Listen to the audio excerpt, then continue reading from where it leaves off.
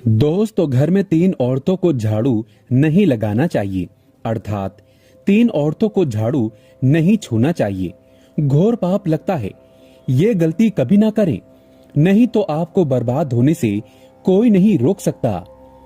दोस्तों, झाड़ू तो सभी महिलाओं को लगानी चाहिए, परंतु 3 ऐसी महिलाएं हैं जिन्हें झाड़ू लगाना कतई मना किया गया है। शास्त्रों के अनुसार आज हम आपको बताएंगे कि वो ऐसी कौन सी 3 महिलाएं हैं जिन्हें झाड़ू नहीं लगानी चाहिए। इनके द्वारा झाड़ू छूना भी पाप माना गया है। अगर आप अपनी भलाई चाहते हैं तो खासकर 3 महिलाओं को झाड़ू गलती से भी हाथ नहीं लगानी चाहिए। दोस्तों, आगे बढ़ने से पहले सच्चे मन से कमेंट बॉक्स में लिखें जय माता लक्ष्मी, क्योंकि झाड़ू माता लक्ष्मी का प्रतीक है। और हमारे चैनल को जरूर सब्सक्राइब करें और इस बेल आइकन को दबाना ना भूलें, क्योंकि हम ऐसी कई वीडियो लाते रहते हैं जिससे आपको फायदा मिलेगा। दोस्तों, घर या ऑफिस में इस्तेमाल होने वाली झाड़ू का बड़ा महत्व होता है। इसे लक्ष्मी का प्रतीक माना जाता है। लेकिन क्या कभी आपने गौर किया है कि झाड़ू की वजह से घर में कई बार अशुभ चीजें घटने लगती हैं। वास्तु के मुताबिक यदि झाड़ू लगाने में या रखने में सावधानी न बरती जाए तो घर की पूरी बरकत चली जाती है।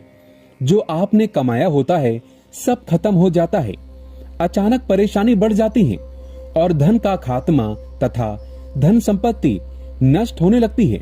दोस्तों, ये बात शायद ही कोई जानता हो, इसीलिए हम आपको बता रहे हैं। ऐसे में आज हम आपको बताएंगे कि वो ऐसी कौन सी 3 महिलाएं हैं जिन्हें झाड़ू नहीं लगानी चाहिए। इनके द्वारा झाड़ू छूना भी घोर पाप के बराबर माना गया है। तो आइए शुरू करते हैं। दोस्तों, नंबर 1, गर्भवती महिला। शास्त्रों के अनुसार बताया जाता है कि किसी भी गर्भवती महिला को झाड़ू नहीं छूना चाहिए, अर्थात झाड़ू घर में नहीं लगानी चाहिए। माना जाता है कि इससे न सिर्फ होने वाली संतान को कष्ट मिलते हैं, अपितु शिशु को जन्म देने वाली महिला को भी घोर पाप लगता है। यानी गर्भवती द्वारा झाड़ू छूने पर उस महिला को कई गुना पीड़ा भोगनी पड़ती है। आयुर्वेद के अनुसार कहा जाता है कि गर्भवती महिला को ऐसे समय में झाड़ू पोछा नहीं लगाना चाहिए। आयुर्वेद का मानना है कि ऐसे समय में योगा आसन करना उचित माना गया है, क्योंकि झाड़ू लगाने पर शरीर में काफी प्रेशर पड़ता है, जिसके कारण होने वाला शिशु कई कष्टों को झेलता है। वहीं गरुड़ पुराण में बताया जाता है कि जब कोई गर्भवती महिला शिशु को 9 महीने पेट में रखती है तो उसका दर्जा कई लाख गुना बढ़ जाता है। ऐसी स्त्री के चरण छूने पर व्यक्ति स्वर्ग को पा लेता है। परंतु जो महिला गर्भवती अवस्था में अगर झाड़ू लगाती है या छूती है तो वो कष्ट के समान है। अगर कोई दूसरा व्यक्ति इनसे ऐसी अवस्था में झाड़ू लगवाता है या कोई भी काम करवाता है तो उसे घोर पाप लगता है। कम से कम इस समय आराम करें, योगासन करें। योगा करने से संतान फलीभूत होती है और बुद्धिमानी भी। दोस्तों, नंबर 2, बीमार व्यक्ति। शास्त्रों के अनुसार बीमार व्यक्ति को कभी कोई काम नहीं करना चाहिए, उसे आराम करना चाहिए। ऐसे में बात जब झाड़ू लगाने की हो तो किसी भी महिला को इस समय झाड़ू नहीं छूना चाहिए। ऐसी अवस्था में झाड़ू लगाना और छूना पाप माना गया है। इससे उल्टा बीमार व्यक्ति को पाप लग जाता है, क्योंकि झाड़ू को लगाने के लिए पर्याप्त ऊर्जा की जरूरत पड़ती है। ऐसे में बीमार व्यक्ति को झाड़ू नहीं लगाना चाहिए। झाड़ू तभी ही लगाएं जब आप शारीरिक रूप से संपन्न हो। माना जाता है कि जब कोई बीमार व्यक्ति झाड़ू लगाता है तब घर में धन की हानि होती है। धन संपत्ति धीरे धीरे नष्ट होने लगती है, क्योंकि ऐसे में बीमार व्यक्ति और कई गुना बीमार हो जाता है, जिसके कारण धन की हानि हो जाती है। इसीलिए आराम करें और कामकाज किसी और से करवाएं। दोस्तों, नंबर 3, मासिक धर्म में। स्त्री की मासिक पीड़ा एक ऐसा दर्द है जो शायद ही कोई जानता हो। कहा जाता है कि महिलाओं को इस समय आराम करना चाहिए और कोई भी घर का ऐसा कार्य नहीं करना चाहिए जिसके कारण तकलीफें और बढ़ जाएं। इस समय ना ही रसोई घर में जाना चाहिए और ना ही झाड़ू को छूना चाहिए। ऐसे में तुलसी में पानी भी नहीं डालना चाहिए।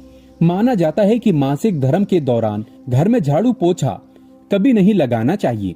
घोर पाप माना जाता है। इससे झाड़ू अपवित्र हो जाती है और स्त्री को पाप लग जाता है। ऐसे में घर में धन की बर्बादी होने लगती है।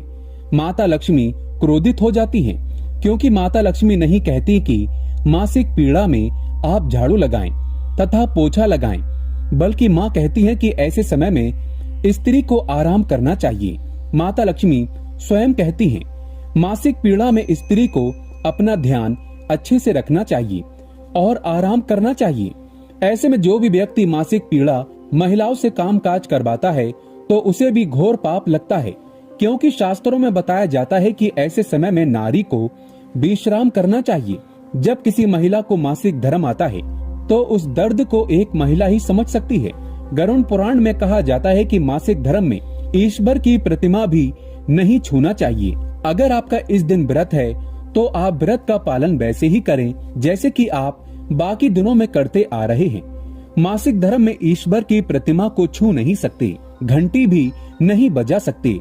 ऐसे में आप कथा सुन सकते हैं, ईश्वर की प्रार्थना कर सकते हैं, परंतु ईश्वर की प्रतिमा को गलती से भी मत छूना।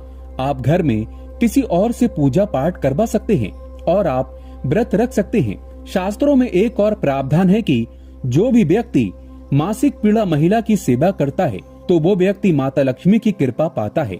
ऐसे समय में स्त्री की सेवा करना माना गया है। दोस्तों, नंबर 4, मासिक धर्म के दौरान रसोई घर में खाना क्यों नहीं बनाना चाहिए, आइए जानते हैं। माना जाता है कि इस समय महिलाओं के अंदर से कई ऐसे अवशेष निकलते हैं जिसके कारण वो खाना भी दूषित हो जाता है। कहा जाता है कि परेशानी में आकर या दर्द में आकर भोजन बनाना या किसी को खिलाना स्वयं उस भोजन को जहर के समान माना गया है। गरुड़ पुराण में बताया जाता है कि किसी बीमार व्यक्ति को भोजन नहीं बनाना चाहिए, क्योंकि वो व्यक्ति उस वक्त बीमार होता है। ऐसे में उसके बुरे अवशेष खाने में जाएंगे और आप बीमार पड़ सकते हैं। इसीलिए कहा जाता है जब किसी महिला को मासिक धर्म आता हो तो उसे रसोई घर में नहीं जाना चाहिए, खाना भी नहीं बनाना चाहिए। नहीं तो ऐसा खाना दूषित तथा जहरीला बताया गया है, क्योंकि इस समय महिला शारीरिक रूप से स्वस्थ नहीं होती। अगर आपको बुखार है, सर दर्द है या खांसी जुकाम भी है, तब भी आप रसोई घर में खाना ना बनाएं। ऐसा खाना भी दूषित बताया गया है। इस समय आपको विश्राम करना चाहिए। दोस्तों, नंबर 5, मासिक धर्म के दौरान पति पत्नी को ऐसे समय में दूरी बनाकर रहना चाहिए। इस समय पत्नी के साथ संभोग करना तथा उन्हें परेशान करना घोर पाप के बराबर माना गया है। इससे आपके नरक के दरवाजे खुल सकते हैं। आपका अगला जन्म किसी जानवर के रूप में हो सकता है। शास्त्रों में कहा जाता है कि इस समय जो भी पुरुष किसी महिला के साथ संभोग करता है या उसे परेशान करता है तो उसे नरक में जाना पड़ता है। साथ ही साथ उसका अगला जन्म किसी जानवर के रूप में हो सकता है, क्योंकि इस वक्त महिला शारीरिक रूप से स्वस्थ नहीं होती। वो इस समय कई ऐसे दर्दों को तथा कष्टों को झेल रही होती है जिसका आप अंदाजा भी नहीं लगा सकते। मासिक धर्म का दर्द स्त्री को झंझोड़ कर रख देता है। ईश्वर स्वयं कहता है जब कोई नारी मासिक धर्म का पालन कर रही हो तो उसे कष्ट नहीं देना चाहिए, बल्कि उसे आराम करना चाहिए और उनकी सेवा करना चाहिए। इसीलिए कहा जाता है कि मासिक धर्म के दौरान महिलाओं को ऐसा कोई भी कार्य नहीं करना चाहिए जिससे कि उनकी पीड़ा और बढ़ जाए। ऐसे में आप आराम ही करें और शरीर को साफ रखें। दोस्तों, नंबर 6, क्या मासिक धर्म के दौरान शिशु को स्तनपान कराया जा सकता है, आइए जानते हैं।